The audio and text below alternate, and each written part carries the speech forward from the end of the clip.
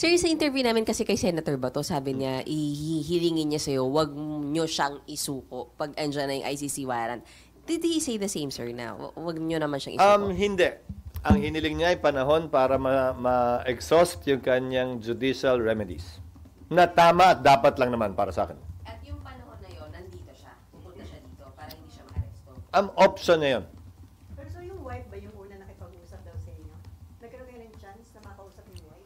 Nagpasabi sa opisina, oo. Pero hindi niyo nakausap? Nakausap ko ang bahagya lamang. Anong message sa inyo? Wala, na mag-uusap daw kami. Ni Senator Bato. Parang introduction ba? Sir, kung option ni Senator Bato na dito muna habang hinihintay ma-exhaust yung judicial remedies, ano pong sinabi niyo, sir?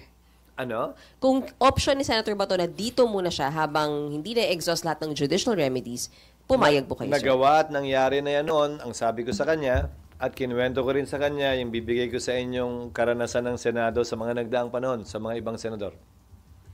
So, pumayag kayo, sir? Oo, kasi nga nagawa na yan dati. Pero sir, hindi siya forever na pwede magkaroon dito in case may warrant of arrest? Hindi naman. Hanggat matapos yung judicial remedies niya, hanggang ma-resolbahan yun. Sir, wala siyang parang time limit. Again, I'll give you the precedents. Merong 1 araw, merong 5 araw, may 3 araw. Ang pinakamatagal ay 25 days. At wala namang time limit na inimpose ang sinumang Senate President ng mga panahong yon sa incumbent senators na humarap sa parehong sitwasyon. And nag-promise po ba siya, sir, na pag natapos niya yung judicial remedy, susuko po siya? Siguro on his oath as a senator, that's enough. Hindi niya kailangan mag-promise sa akin. But on his oath as a senator, I think we should expect that of him. So sir, sabi niya sir, susuko siya para makasama niya daw si dating Pangulong Duterte at si Nasa sa kanya yan. Hindi para sa akin na timbangin yung kanyang mga sagot sa iba't ibang tanong na pinupukol sa kanya. And sir, factor pa kung marere-elect siya. Kasi kung hindi siya marere-elect, hanggang June 30 na lang siya. At hindi na siya pwede magtago dito after June 30. Ang layo mo na. Oo. Ang layo mo na. Oo. Huwag na muna. Marami pang mangyayari bago nun. Oo. But it's a purely hypothetical question which I don't want to engage in because that assumes as a fact something that is not yet a fact. And it's far from being a fact given the situation in the latest survey that is quite high. Sir, yun yung sinasabi natin. So that's a shaky assumption at best if you want me an hypothetical question. So no, not yet. So sir, di ba si Bato sinasabi niya mag-e-exhaust siya ng ang judicial remedies? Yun po yung inireklamo ng mga supporter ni Duterte. He wasn't given the chance to exhaust yung legal remedy kasi nailipad na siya noong nagkaroon ng decision. Thank you. Yes, but a TRO was not issued. Siguro magkakaroon ng crisis in a way kapag ka na-issue yung TRO, nandito pa at hindi sinunod. Pero walang so na-file yung petition, di ba? Hindi nag-issue ng TRO. Pangalawa, ibang sitwasyon din. Again, ito'y diskusyon na lamang. Ibang sitwasyon din kung may nakabinbin na kaso dito. Yung may kaso siyang hinaharap dito sa parehong paksa, parehong krimen di umano, tapos binunot mo mula dito at tinapon mo sa ibang bansa para dayuhan ang duminig ng kaso. Ibang sitwasyon yon. Dahil ayon mismo kay Pangulong Duterte, wala ni isang kasong nakabinbin dito sa Pilipinas laban sa kanya. Iisang korte lamang ang kumuha ng jurisdiction sa kanya para dito sa mga di umanong krimen na ginawa niya nung Pangulo siya. ICC lamang. There is no Philippine court that is actually hearing the same case. Nung panahon niya bilang Pangulo, maunawaan ko yun. Dahil may immunity from suit siya. Si Senator Bato, wala. Pero wala ding nakabingbing kaso laban sa kanya. Will it be positive or negative sa case sa ICC? Hindi, ang sinasabi ko lang, yung sinasabing pinagkanlulo, wala naman kasing kaso dito eh. So, sino naman at ano naman ang tatakbuhan ng mga biktima dito? Nandun lang naman yung kaso, wala dito. Marahil ibang sitwasyon kapag may naghain ng kaso rito, dinidinig yung kaso dito, tapos ibabato mo doon para doon na lang magdinig. Kaya nga, di ba yung kwento ko sa inyo nung governor ako, mabigat man sa loob, kailangan niyang harapin yung kaso eh. doon lang may kaso, wala dito eh. So, better pa pala kung nagkakaso na lang siya dito. Depende sa pananaw mo kasi mas malayo namang mas maganda ang piitan sa ibang bansa kaysa dito. Pero sir, anong indication nun? Bakit mas nagtitiwala yung mga victims na doon sa ICC Lulog at hindi dun sa ating court? Hindi mo pwedeng sabihing may tiwala lamang sila doon at walang tiwala dito. Maraming factors yan. Mas maganda sila tanungin mo. Sila Senator Trillanes, sila Senator De Lima, yung pamilya ng biktima, kung bakit nga ba doon at hindi dito hanggang ngayon. Pero hindi mo rin masabi. Ngayong nandun si Pangulong Duterte, baka may mga maglakas loob na rin maghain ng kaso dito. Pero hindi para sa akin, nasabihin yan. And then, sir, di ba may panawagan kayo na sana huwag gamitin ng mga politiko, ng mga kandidato itong issue Na ito. ginagamit naman na. Kaya nga, Dahil ang parang paksa nila sa kanilang mga rally ay tila yun na. may iyak pa. Ulitin ko, alam ko na sa panahon ng politika nagkakahiwa-hiwalay tayo dahil 12 lamang naman ang pwedeng iboto na senador, isang mayor lamang, isang governor, isang congressman. Pero hindi rason yon para sa akin. Kaya ang panawagan ko na huwag ito gamitin sa politika dahil malalim na sugat ang pwedeng ilikha nito sa pagitan ng ating mga kababayan, sa pagitan ng Mindanao, ng Luzon, ng Visayas, na hindi makakabuti sa ating bansa. At bakit? Para lamang sa personal na interes sa politika para manalo sa halalan? Sana wag naman. Sana hindi naman. Siguro habang mainit, sige, pero hindi naman hanggang sa dulo. At hindi naman din siguro dapat na hanggang sa pagkapanalo o pagkatalo, yan pa rin ang magdidikta ng gagawin mo, magiging pananaw mo at magiging boto mo sa lahat ng bagay. Sana hindi ganun. So, kung i-take advantage ito ng ilang candidates, ano yung implication nun, sir? Nasa sa dulo, mga botante pa rin na magpapasya at magdedesisyon kung ano ang gagamitin nilang basehan sa pagpili sa ating mga susunod na magiging senador, mayor at iba pang halal na opisyal. Hindi para sa akin na diktahan yon. May maiinis, may maaasar na sobrang ingay na, may matutuwa, may magugustuhan sa dulo. Hayaan natin maging barometro ang susunod na halalan. Kaugnay sa kung sang-ayon ba sila o hindi sa ginawa o hindi ginawa ng mga kandidatong tumatakbo ngayon. Sir, yung timing, kasi may incoming nga election nga, tapos na-aresto si Duterte, ano yung worst scenario na pwedeng mangyari? Hindi ko alam kung anong pinapatukuyan mo.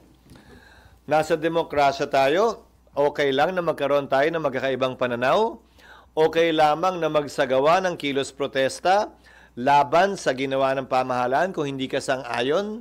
Okay din gumawa ng kilos protesta sang-ayon sa ginawa ng administrasyon o ng gobyerno basta't ito'y mapayapa at saklaw ng pinoprotektahang karapatan ng ating Bill of Rights. Para sa akin, bahagi lahat yan ng pagkakaroon ng isang malusog na demokrasya sa ating bansa. Bagaman, may konting ingay nga sa politika. Pero tama yung pag-handle ng administration doon sa mga nangyayari ngayon, sir. Ang unang statement ko ay klaro naman. Binati ko ang magkabilang panig. Kapulisan man o mga opisyal ng administrasyon, Pangulong Duterte, kanyang abogado at supporters, dahil naging mapayapa yung mga kaganapan noong araw na yon. Sang-ayon man kayo o hindi, sa tingin man nyo tama o mali, naging mapayapa yung mga insidente noong araw na yon. At yun para sa akin ang pinakamahalaga. Sir, balikan ko lang po yung kay Senator Bato. Tama po Nandun ka pa din. Sorry sir, may naiwang tanong sa akin. Sir, tama po ba na since institutional courtesy siya, depende pa rin sa Philippine National Police, although historically ay ginagalang po nila yung kapag ka pinoprotect ng Senate yung kanyang senator sa loob Hindi ng manggagaling premises? sa akin yung salitang depende sa Philippine National Police dahil isusulong palagi ng Senado yan dahil yan na nga ang naging kinagawian ng Senado sa kanyang mga miyembro. At hindi naman siya unreasonable. Ulitin ko may mga sitwasyon na yung senador mismo isinuko yung kanyang sarili makalipas ang 1 araw, 3 araw, 5 araw, 1 linggo, 25 araw. Again, I'm holding them on their oath as senators to do what is best not only for themselves but for the country and the institution as well. At hindi para sa akin idikta yung bilang ng araw kaugnay niyan. Sir, para maiwasan na daw yung issue kung may jurisdiction ng ICC, mag-rejoin na lang daw ang Pilipinas sa ICC. Desisyon ng executive yan. Ang papel lamang ng Senado ay mag-ratify ng treaty. Walang papel sa ating system of foreign policy at system ng saligang batas ang Senado kaugnay sa pagsali o hindi pagsali, pagpirma o hindi pagpirma sa anumang mga treaty o tratado. Pero kung nabagit mo rin lang, suriin natin. Pansamantala. Sabi ng isang panig, hindi na tayo miyembro ng ICC at sa katunayan, ngayong araw na to, March 17, kung gusto niyong pagdiwang o gunitain, ngayong araw ang pang-anim na taon na ang effectivity ng withdrawal natin sa ICC. It was on March 17, 2019 that 2019 that our withdrawal became effective in the ICC. The notice of withdrawal was sent in 2018, but it became effective March 17, 2019. Kung nag-withdraw tayo dyan ayon sa isang panig, ba't ginagamit pang basehan sa pag-enforce ng warrant? Pero ang ginagamit din naman nilang basehan na illegal yung pagkaka-aresto ay yung Rome Statute pa rin. Pwede ba yun? Hindi naman pwedeng legal at illegal at the same time yung parehong statute na ginagamit. Hindi ba? May kasabihan nga sa Latin. Ito ang pagpipilian at pagdedesisyonan ng korte actually kaugnay ng isong ito. Kung talagang hindi kayo sang-ayon na tama yung pagkaka-aresto. May prinsipyo sa batas sa Latin na nagsasabing male captus bene detentus.